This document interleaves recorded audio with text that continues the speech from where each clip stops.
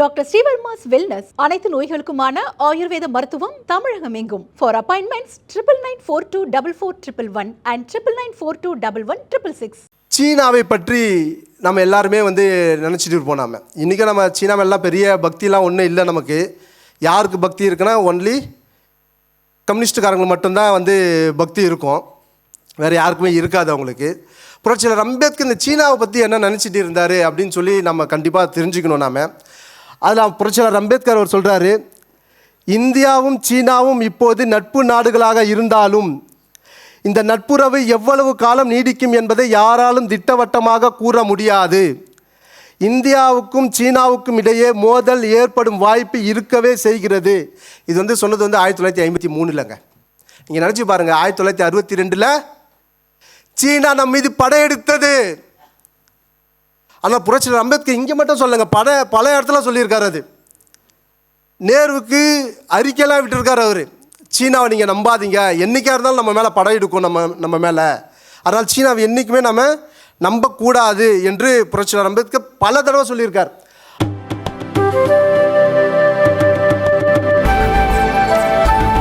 அதில் ஒரு இடத்துல நமது வெளிநாட்டு கொள்கையில் சீனா பற்றிய நம் கண்ணோட்டம் பல நாடுகளை விரோதிகளாகி விட்டது. அப்போ நேருஜி அவங்க சீனா கூட ரொம்ப உறவாடி கொண்டிருந்தார்.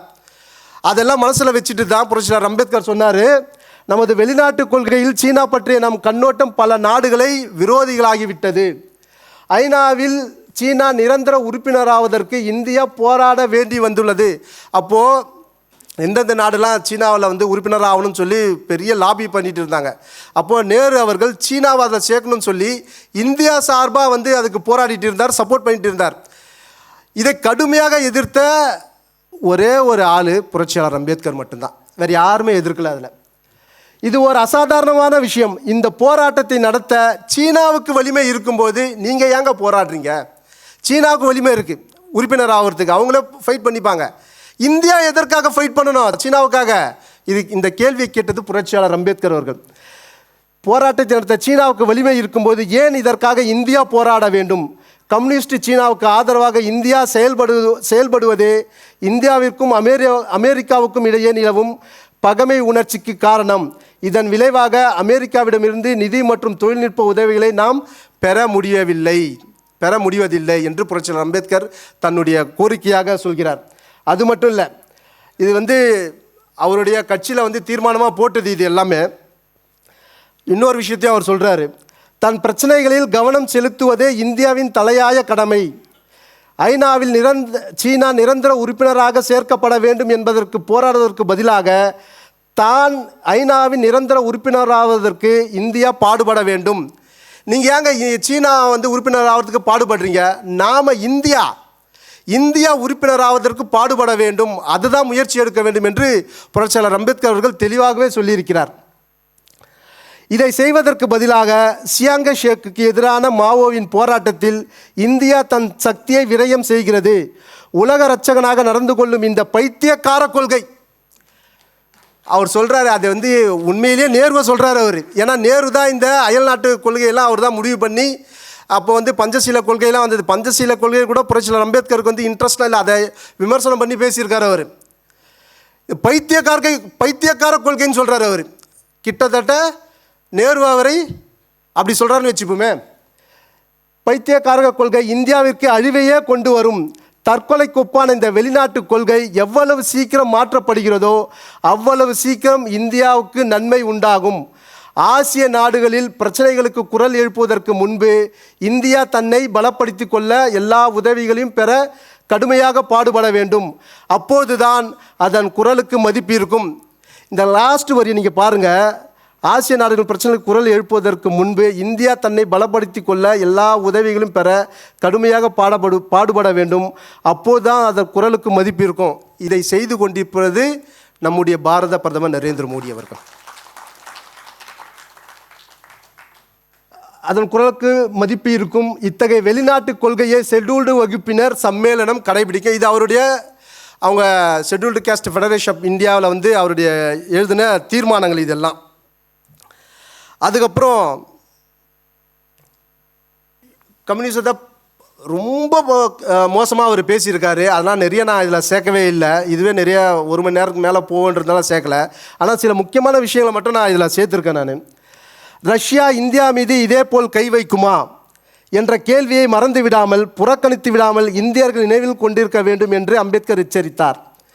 கம்யூனிசமும் சுதந்திரமான ஜனநாயகமும் ஒன்றிணைந்து செயல்படும் என்று கூறப்படுவது அறிவுக்கு பொருந்தா கூற்று என்பது என் கருத்தாகும். புரிஞ்சுதா உங்களுக்கு? என்னென்னு, கம்யூனிசம் வந்தால் சுதந்திரம் இருக்காது, சுதந்திரம் வந்தால் கம்யூனிசம் இருக்காது.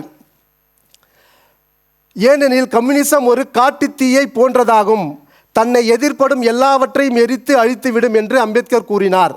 காட்டுத்தீ போன்று விளங்கும் ரஷ்யாவிற்கு அருகிலுள்ள நாடுகளுக்கு ஆபத்து ஏற்படும் வாய்ப்புள்ளது. ஒரு நாட்டின் வெளியுறவு கொள்கையை வகுக்கும்போது அந்நாட்டின் நிலவியல் அது அப்படியே அவர் கொண்டு போகிறார். அவர் நிலவியல் அமைப்பை கணக்கில் எடுத்துக்கொள்ள வேண்டும் சொல்கிறாரு. அது கீழே ஒன்று இருக்குது. அவர் எந்த அளவுக்கு யோசித்திருக்கார் அப்படின்னு சொல்லி இந்த பேராவில் நீங்கள் தெரிஞ்சுக்கலாம். இந்தியாவை ஒரு புறத்தில் பாகிஸ்தானும் மற்ற இஸ்லாமிய நாடுகளும் சூழ்ந்து இருப்பதையும், இன்னொரு பக்கத்தில் சீனா லாசா பகுதியை கைப்பற்றி கொள்ள அனுமதித்திருப்பதையும் அம்பேத்கர் அவையின் கவனத்திற்கு கொண்டு வந்தார். பார்லிமெண்ட்டில், ராஜ்யசபாவில் சொல்கிறார். இதை எது சொல்கிறார்? நம்ம சுற்றி இஸ்லாமிய நாடு இருக்குது, பாகிஸ்தான் இருக்குது, இஸ்லாமிய நாடு இருக்குது, இன்னொரு பக்கம் சீனா இருக்குது. ஏற்கனவே நேரு அவர்கள் இங்கெல்லாம் புல் பூண்டு கூட முளைக்காது அப்படின்னு சொல்லி அவர் சில இடங்கள்லாம் கொடுத்துட்டாரு, லாசா போன்ற பகுதியெல்லாம் கொடுத்துட்டார் அவர். சீனா அதனுடைய எல்லையை இந்தியாவின் எல்லை வரையில் கொண்டு வந்துவிட பிரதமர் அனுமதித்து விட்டார். ஏற்கனவே அவர் லாசா பகுதியெல்லாம் கொடுத்துட்டார் அவர். இந்த உண்மைகளையெல்லாம் ஒரு சேர நினைக்கும்போது உடனடியாக என்று கூற முடியாவிடினும் எதிர்காலத்தில் இந்தியா ஆக்கிரமிப்புக்கு உள்ளாகும் அபாயம் இருக்கிறது. இந்த ஆக்கிரமிப்பை யார் செய்வார்கள் எனில் ஆக்கிரமிப்பு செய்வதையே வழக்கமாக்கி கொண்டவர்கள் தான் செய்வார்கள். இதெல்லாம் 1955க்கு முன்னாடியே அவர் சொன்னது. 62ல் சீனா அம்பேத்கர் கணிச்சதை போலவே 62ல் நம் மீது படையெடுத்தது. புரட்சியாளர் அம்பேத்கருக்கு அந்த அளவிற்கு ஒரு தீர்க்க தரிசனமான எண்ணம் இருந்தது. இந்த கம்யூனிசம்னா என்ன, அவங்க என்ன மாதிரி செய்வாங்க, அது வன்முறையான அமைப்பு, இதெல்லாம் அம்பேத்கர் புரிந்ததுனால தான் பல்வேறு இடங்களில் அவர் தன்னுடைய அமைப்பிலும் சரி பாராளுமன்றத்திலும் சரி தொடர்ந்து அதை அறிவித்து கொண்டே வந்தார்.